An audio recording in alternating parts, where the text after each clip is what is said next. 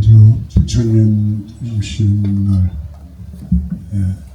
원군 각지에서 이렇게 많이 오셔서 법석에 참석해 주신 여러분들의 가정의 건강과 행복이 항상 가득하기를 부처님 전에 축원합니다. 그리고 이 자리를 법석을 준비해서 저를 초청해 주신 도정 스님에게 감사한 말씀을 드리면서 말씀드리겠습니다.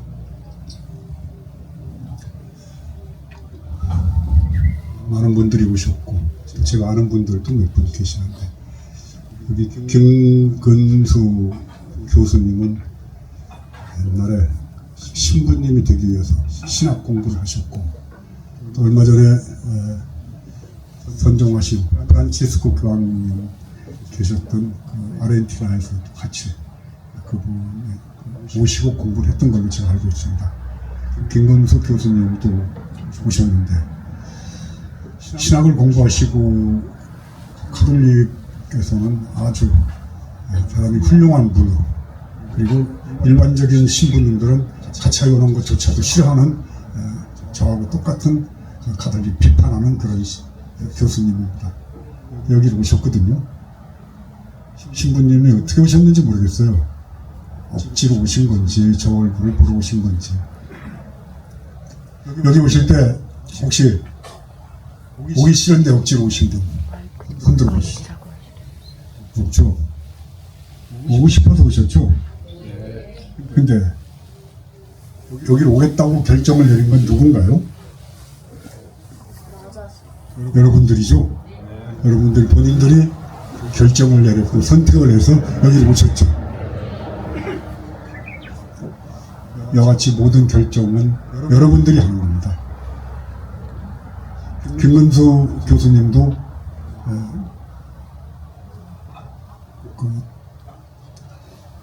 부인 되시는 분의 그러니까 처형이 여기 평생 수도원인 수녀원에 계시는 걸로 알고 있습니다. 그 정도로 집안이 카톨릭의 집안인데도 불구하고 여기로 오셨는데, 그거는 김근수 교수님이 본인이 판단해서 결정해서 오신 걸로 저는 알고 있습니다. 모든 판단과 결정은 내가 합니다. 만약에 여러분들이 오늘 절에 가기 싫다, 초파일이라도 차라리 교회를 가겠다고 결정하면 그렇게 하실 수가 있습니다. 그렇죠? 어떤 상황에서든지 모든 결정은 여러분들 자신이 합니다. 그 선택을 어떻게 할 것인가에 대한 문제가 사실은 불교의 문제입니다. 어떤 선택을 할 때, 어떤 결정을 내릴 때 나는 어떤 기준으로, 어떤 관점으로 나는 결정을 하고 선택을 할 것인가. 이 문제가 불교의 근본적인 문제입니다. 만약에 여러분들이 교회를 가고 싶은데, 절에를 다니다 교회를 가고 싶은데 교회 가면은 예수님이나 하나님이 오지 말라고 여러분들 거절을 안 할 겁니다. 못 합니다. 근데 교회 다니던 분이 절에 와서 난 법당에 가서 절하겠다고 그럴 때 부처님이 하지 말라고 못 합니다. 그러면 은혜 관계에서 부처님과 여러분들 사이에 누가 갑이고 누가 을인가요?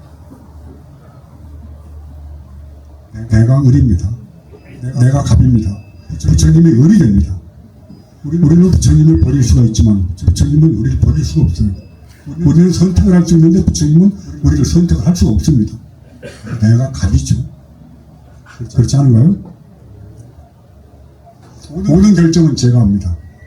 제가 여기서 이렇게 승복을 입고 법회를 하다가도 여기 나가면서 이제 불교 그만하고 나는 기독교로 바꿔야겠다 할 수 있을까요? 없을까요? 할 수 있죠. 제가 갑입니다. 모든 결정은 내가 하는데 내가 어떻게 결정할 것인가가 결국은 불교가 우리가 불교를 공부하고 부처님 법을 보아야 하는 이유 중에 첫 번째인 거죠. 나는 뭘까라는 겁니다. 내가 결정하는 기준은 뭐고 나라는 건 뭘까라는 것부터 출발하게 되죠. 뭘까? 무슨 기준으로 나는 선택을 할 것인가, 어떤 선택을 할 것인가. 사실은 저도 마찬가지지만은 여기 앉아 계신 여러분들도 넌 누구야? 그렇게 물었을 때 난 누구야라고 대답하기가 그렇게 쉽지 않다는 건 아실 겁니다. 이름은 명사에 불과합니다. 그냥 이름. 저는 명진인데 본래 제 속가의 이름은 기중입니다. 이름을 또 바꾸기도 합니다. 본명이 있고 법호가 있습니다. 다른 이름을 바꿀 수도 있기 때문에 이름이 저의 실제적 존재를 나타내는 그런 건 아니라는 거죠. 이름에 불과할 뿐입니다. 그러면 누구를 생각하면 그 사람의 얼굴을 생각하죠. 모습을 생각합니다. 아, 누구? 그러면은 어떻게 생겼어. 근데 그 사람이 만약에 어느 불나는 집에 있다가 화상을 입으면은 얼굴도 완전히 바뀔 수도 있고, 요새는 성형이 발달돼서 성형 수술을 하면은 옛날 얼굴을 몰라볼 정도로 이렇게 바꿔놓을 수도 있다고. 그리고 내 모습도 사실 나의 본래 진실한 나의 모습은 아니라는 거죠. 이름도 아니고 모양도 아닙니다. 이름에 있는 것도 아니고 모양에 있는 것도 아니라는 거죠. 그럼 뭘까? 무엇이 나의 실제적인 존재일까? 그 내가 모든 걸 결정을 합니다. 근데 그 결정하는 사람마다 다 교육받아진 환경과 살아온 지역과 시대, 고려시대, 신라시대, 조선시대, 일제시대, 지금 이 살아온 환경에 따라 가지고 가치 기준이 전부 제일 각각인 겁니다. 동시대에 살더라도 제주도에 살았느냐, 아니면 서울에 살았느냐, 아니면 분단됐지만 지금 북쪽에 살고 있는 사람들이 갖고 있는 가치, 기준, 도덕 다 다르다는 거죠. 그 어떤 것이 우리가 맞춰 살아야 될 기준이고 가치일까? 무엇도 실제적으로 이것이다라고 규정 내릴 수 있는 것은 아무것도 없다는 겁니다. 결국은 명진이라는 에고, 여러분들의 에고가 다 있습니다. 저는 그것을 프리즘으로 표현합니다. 프리즘. 다 마음의 프리즘을 하나씩 갖고 있는 거예요. 그 어떤 상황이든지 들어오면 프리즘은 꺾이게 되어 있습니다. 저한테 있는 프리즘은 지금 현재 정치 상황이 절대 옳지 않다라고 보는 사람입니다. 윤석열 저 사람 정말 대통령 잘못 뽑았다라는 그런 프리즘을 갖고 있습니다. 저는. 여기에는 뭐 공무원이든가 아니면은 보수적인 생각을 갖고 있는 분들은 아니야 그래도 윤석열 괜찮게 잘했는데 왜 탄핵한 거야?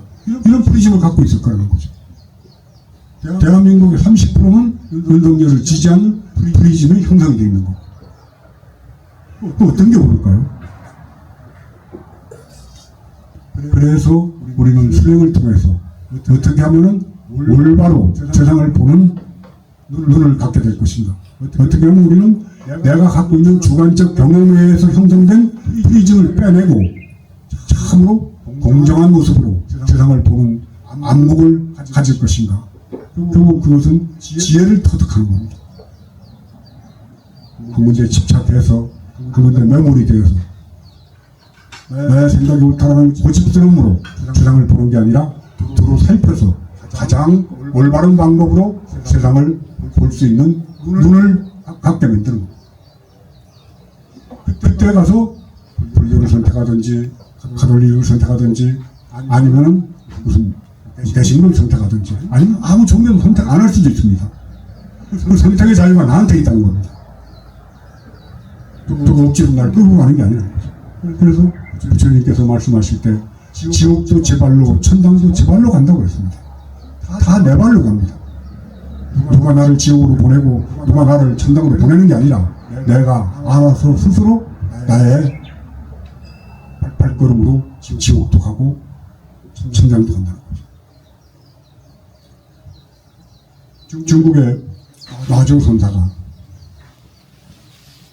부처님 오신 날 법회를 하면서 이렇게 법문을 합니다. 아도당시온을 내가 당시에 있었더라면, 언제? 부처님이 태어날 때 내가 그 자리에 있었더라면 아도당시온을 일방타살하여 한 방에 때려 죽여서, 무섭죠? 부처님이 태어난 날 내가 옆에 있었더라면 한 방에 때려 죽여서 부자 교진이라 개가 씹어먹게 던져 주었을 것이다. 이렇게 봅니다. 본문.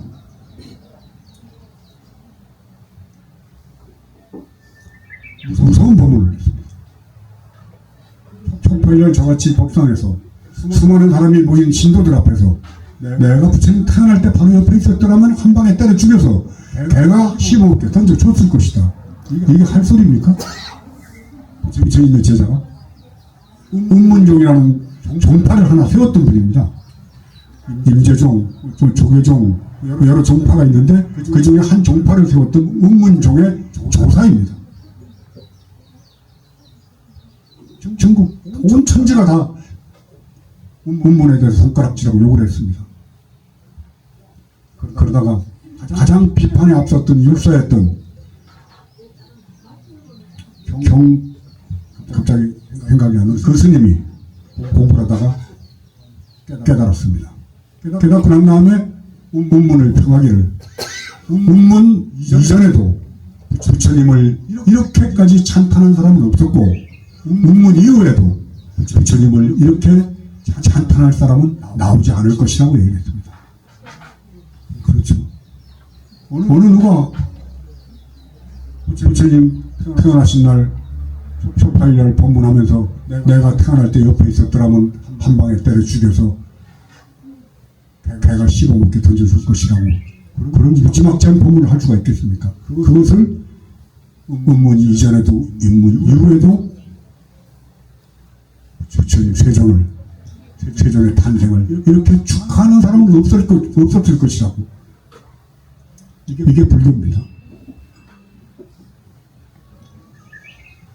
중국의 타나선사는 백성으로 떠돌아다니다가 어느 절에 하룻밤 개구를 묵게 됐습니다. 추운 겨울이 돼서 객실에 들어가 보니까 방이 너무 추운 거예요. 아무리 다녀봐도 뗄나무는 안 보이고, 그래서 법당에 들어가서 부처님을 툭툭 건드려 보니까 목불인 겁니다. 그래서 부처님을 끌어안고 나와가지고 아궁이 앞에서 도끼로 잘 뽀개가지고 방에다 건물을 뗐습니다. 뜨뜻하게 잤습니다. 아침에 주지 스님이 법당에 와서 예불을 모시려고 보니까 부처님이 없어진 거예요. 그래서 도량에 다니면서 어떻게 부처님이 없어졌는가 찾으니까는 행자가 어젯밤에 어느 객성이 법당 앞에서, 아궁이 앞에서 뭘 텅텅 뽀개는 소리가 들리던데 그쪽을 한번 가볼까요? 가보니까는 아궁이 앞에 부처님 뽀개서 뗀 그런 나무 쪼가리들이 흩어져 있는 겁니다. 그래서 잠자고 있는 객성을 쫓아 들어가서 역사를 잡고, 내 이놈 어떻게 법당에 부처님을 아궁이에 군부를 뗄 수가 있단 말이야. 그리고 고령을 하니까 타나선사께서 하시는 말씀이, 내가 어저께 그럼 부처님을 화장을 했네. 그러면 부처님 사리가 나왔겠네. 그럼 사리를 한번 찾으러 가보세요. 그러고 그 주지심을 끌고 아궁이를 가니까 그 주지심, 이놈아 목풀에서 무슨 사리가 나온단 말이냐. 그러니까 이 스님이 사리도 안 나오는 부처가 무슨 부처란 말이냐. 그런 걸 묻습니다. 목불은 불을 견디지 못하고, 미불, 진흙으로 만든 부처는 물을 견디지 못하고, 철불, 새로 만든 부처는 용광로를 견디지 못하니 어떤 것이 참 부처인가? 네가 참 부처를 한번 얘기를 해봐라. 거기서 그 주지심이 큰 깨달음을 얻습니다. 모양의 부처님, 형상의 부처님이 아니라 참 부처. 그래서 오늘은 부처님 오신 날이 아니라 여러분들이 부처님이 되는 날입니다. 여기 앉아 계신 분들이 전부 내 마음속에 내 에고, 주관적인 에고가 빠져나가고 텅 비어진 공적한 자리에 지혜가 충만한 참 부처가 여러분들한테 오는 날입니다. 여러분들이 부처님이 되는 날이죠. 부처님이 되기 위해서는 어떻게 해야 될 것인가? 내가 갖고 있는 개인적인 삶 속에서 온 견해, 프리즘을 빼내는 겁니다. 프리즘을 빼내는 거. 어떻게 하면 그 프리즘을 빼낼 수 있을까? 우리가 알고 있는 거, 우리가 갖고 있는 지식들, 견해, 나의 소견들, 이건 나의 견해일 뿐입니다. 지금 제가 여러분들에게 말씀드리고 있는 것도 저의 견해입니다. 각자의 견해들이 부딪힙니다. 각자의 견해들이 부딪혀서 갈등이 생기고, 갈등이 생기면서 그것이 전쟁까지 이르게 만들어지는 거죠. 그게 어떻게 하면 나의 견해를 없앨 수가 있을까? 이게 불교의 수행,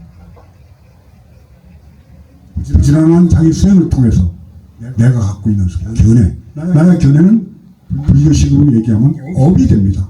업장을 소멸한다는데, 업장 소멸이라는 말은 나의 견해를 없애는 겁니다. 주관적인 견해, 올바르지 않은 거죠. 그래서 기독교에서는 하나님 앞에 모든 사람은 죄인이다라는 대목이 나옵니다. 하나님 앞에 모든 사람은 죄인이다. 근데 여기서 죄는 살인, 도적질, 간음, 무슨 이간질, 이런 죄를 얘기하는 게 아니라 우리가 갖고 있는 잘못된 견해를 얘기하는 겁니다. 진리 앞에서 인간이 갖고 있는 견해는 전부 다 잘못된 겁니다. 그 잘못된 것을 성경에서는 하나님이라는 진리성 앞에 인간은 모두 다 잘못되어 있다는 겁니다. 그것을 죄인으로 표현했다면 저는 그렇게 봅니다. 인간의 견해라는 건 어쩔 수 없이 주관적일 수밖에 없습니다. 아프리카에 태어난 사람들, 아니면 아메리카에서 태어난 사람들, 시베리아에 태어난 사람들, 다 자연을 바라보는 관점이나 살아오는 삶 속에 익혀진 생활 습관 때문에 전부 다 세상을 바라보는 관점들이 다 다르다는 거죠. 그게 다른 그곳에 한 가지 더 붙게 되죠. 인간의 욕망이 붙어가지고 그게 점점점 커지면서 잘못된 견해가 점점 커지니까 결국 그게 큰 죄로 가게 되는 것이죠. 그래서 우리는 어떻게 하면 죄로부터 벗어날 것인가? 이것은 결국은 나의 주관적인 견해로부터 벗어날 것인가라는 대답으로 가게 되죠. 어떻게 하면 나의 주관적인 견해를 없앨 수 있을까? 그래서 아인슈타인이 그랬습니다. 큰 물음 속에 큰 지혜가 온다. 큰 물음은 뭔가요? 우리가 살아가는 삶 속에서 제일 큰 물음은 나는 뭘까? 나라는 존재는 뭘까라는 물음입니다. 그 다음에 더 큰 물음. 허공은 어디서 끝날까? 허공이 어디서 끝날까요? 우리가 존재하고 있는 이 우주라고 불려지는 공간 속에 지구는 얼마나 미세한 존재인가? 그 미세한 지구별에 붙어 사는, 어떻게 보면은 조그만 미생물 정도 같이 보일 정도로 미미한 존재가 인간이죠. 우리가 봤을 때 뛰어다니는 개미가 적고 존재 없이 보잘것없이 보이지만 만약에 우리보다 업력이 다른 더 큰 몸을 갖고 있고 더 큰 오래된 세월을 살 수 있는 생명체가 있다면 인간을 보면서 왜 쟤들은 서로가 저렇게 싸울까? 왜 쟤들은 저렇게 서로 갈등을 할까? 우리가 흰개미, 검은개미 아니면 큰개미, 적은개미가 서로 물어 죽이고 하는 걸 보면서 왜 저렇게 죽이고 싸울까 하라고 바라보듯이 우리를 그렇게 바라보는 외계의 다른 생명체가 없다라고 단정할 수가 없다는 겁니다. 그럼 인간이라는 게 얼마나 어리석은 건가? 그래서 이런 것을 어떻게 뛰어넘을 것인가? 저는 그 답은 나를 비우는 작업. 오늘 주지 도정 스님이 읽으신 바로문과 추구문 속에 쭉 하고 그런 내용으로 끝없는 수행을 통해서 내가 갖고 있는 주관적인 견해, 업을 어떻게 하면 없앨 것인가. 그 이치를 아는 그 자리가 바로 불성이 깃들여진 자리입니다. 아, 나는 내가 갖고 있는 모든 생각은 결국은 나의 주관적인 교육과 편안함과 생활 환경, 시대에 따라서 만들어진 에고가 오늘 세계관에 형성된 나일 뿐이지 실제적인 나는 아니라는 걸 각성하는 그 순간 여러분들은 이미 부처가 되는 씨를 심었고 그것이 부처님이 되는 근본적인 씨앗이 되는 거라고 생각합니다. 그래서 오늘은 부처님이 오신 날이 아니라 여러분들이 전부 다 부처님이 되는 날입니다. 왜 우리가 남을 따라갑니까? 왜 우리가 부처님을 따라갑니까? 나는 내 길을 내 홀로 가면 됩니다. 그래서 장부자유 충천기 하니 장부에게 충천하는 기운이 있으니 여기서 장부는 산의 대장부의 장부가 아닙니다. 나의 어리석은 업으로부터 벗어나고자 하는 모든 생명체는 장부로 들어갑니다. 장부에게 충천하는 기운이 있으니 불량열의 행체형이라 열애가 간 곳을 따라가지 않겠다. 나는 내 길 가겠다. 나는 부처가 간 길, 조사가 간 길, 스님들이 간 길 안 따라간다. 나는 내 길 간다. 이걸 선언하는 날이 오늘 부처님 오신 날일 겁니다. 그래서 그 길을 가는 겁니다. 이제 어떻게 나를 끝없이 향해 걸어가면서 내 길을 찾아가는 거죠. 부처님도 그렇게 말씀하셨습니다. 나의 말은 강을 건너는 뗏목과 같으니 강을 건너고 난 다음에는 뗏목을 버려야 하거늘 어리석은 사람들은 강을 건너 사막을 가면서도 강 건널 때 너무 이건 소중한 거야.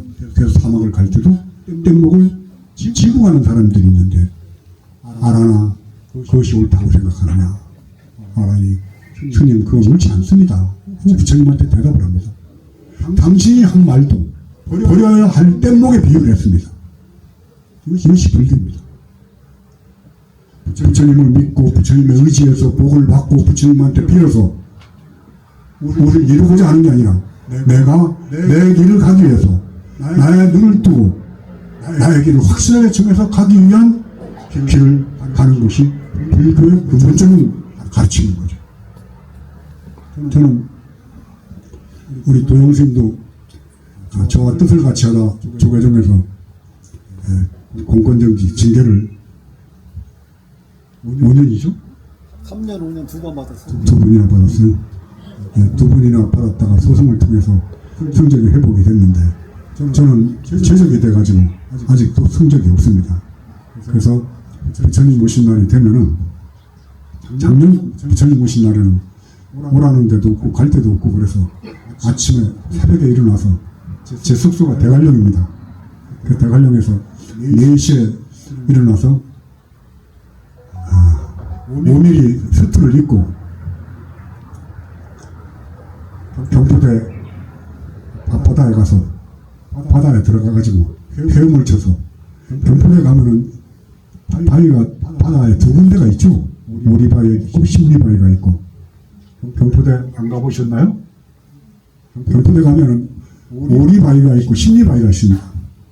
보통 그 심리되는 바위고 오리되는 바위라고 얘기를 하는데 그렇지 않고 심리바위가 한 600m 정도가 됩니다. 왕복 한 1.2km 정도가 되죠. 그래서 거기까지 수영을 해가지고 가서 아침에 해 뜨는 거를 심리바위에 서서 보고 부처님 오신 날 저는 이렇게 부처님 오신 날을 축하를 했습니다 하고 초파회를 보냈는데 올해도 심리바위나 가서 수영이나 하고 올까 그랬는데 우리 도영스님이 전화가 와서 제주도 나와서 축파를 같이 해줘 그러는데 그래도 뭘 제주도를 내려가 그러는데 속으로는 얼마나 반갑고 고맙던가.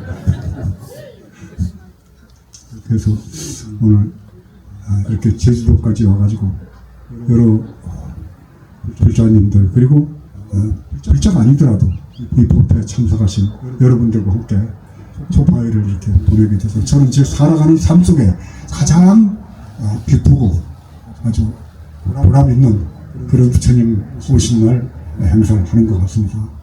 저 부문사에서도 부처님 오신 날을 4번을 했지 않습니까? 그 큰절에서 지냈던 부처님 오신 날보다 우리 도정 스님의 초청으로 해서 이 제주도까지 와서 여러분들과 함께 보낸 초파회를 뜻깊게 생각하고 정말 너무 기쁘게 생각합니다. 그리고 조금 아까 말씀드렸다시피 여러분들이 올바른 판단을 통해서 세상도 바꿔야 됩니다. 여러분들도 바꿔야 되겠지만 세상도 바꿔야죠. 그 힘으로 어떤 것이 옳고 그른가에 대한 끝없는 자기 성찰을 통해서 거짓말하는 사람, 국민들을 속이는 사람, 이런 사람들은 더 이상 정치판에 발을 딛지 못하게 하고 정치가 결국 세상을 만들어 나가는 또 큰 틀이 되거든요. 플라톤이 그렇게 얘기를 합니다. 정치에 무관심한 옥부는 저질스러운 놈들한테 지배당하는 과보를 받는다라고 얘기를 했습니다. 저는 보수 진보를 떠나서 세상에 정직한 사람이 올바르게 자기 삶을 살아가는 사람들이 행복하게 살 수 있는 세상이 되길 바랍니다. 큰 권력이, 큰 자본이 약한 사람들을 착취하고 억압하고 거짓말하고 이런 세상이 아닌 세상을 가기 위한 이제 그런 날도 한 달 안쪽으로 다가왔습니다. 올바른 판단을 통해서 여러분들이 각성되고 각성된 여러분들에 의해서 행복하고 보람 있는 그런 그 나라가 이루어지는 선거에 꼭 동참하셔서 투표하고 하시고 좋은 지도자를 끊는 길로 가시기를 마지막으로 당부하면서 마치겠습니다. 고맙습니다.